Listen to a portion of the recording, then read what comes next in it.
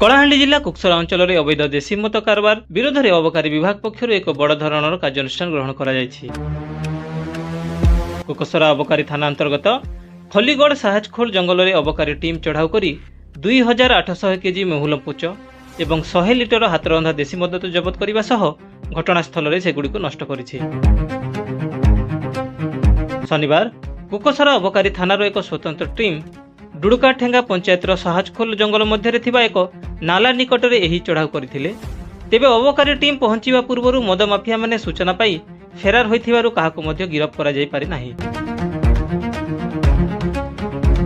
साहजखोल जंगल संलग्न अंचल में दीर्घदिन धरि एपरि अवैध मद कारबार चलिथिबा अभियोग होई आसुथिला। बारंबार चढ़ाऊ सत्वे मद माफियाଙ୍କ कार्यकलाप न थमिबारु स्थानीय अंचल में असंतोष प्रकाश पाइबा सह संपृक्त माफियाଙ୍କ विरोध में कठोर आईनगत कार्यानुष्ठान पाई साधारण दाबी होइछि। अन्यपटे अवैध मद कारबार को संपूर्ण रूपे दमन करने पर आगामी दिन में एभली चढ़ाऊ आहरी जोरदार करा जिवो बोली अबकारी विभाग पक्षरु सूचना दिया जायछि। सेहिपरि फेरार थिबा अभियुक्त माननकु ठाब करिया पई विभागीय तदंत चलिछि।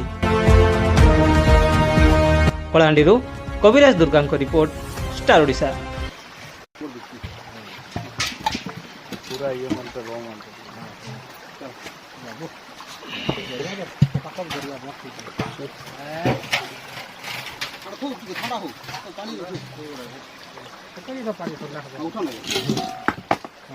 चलो पकड़ो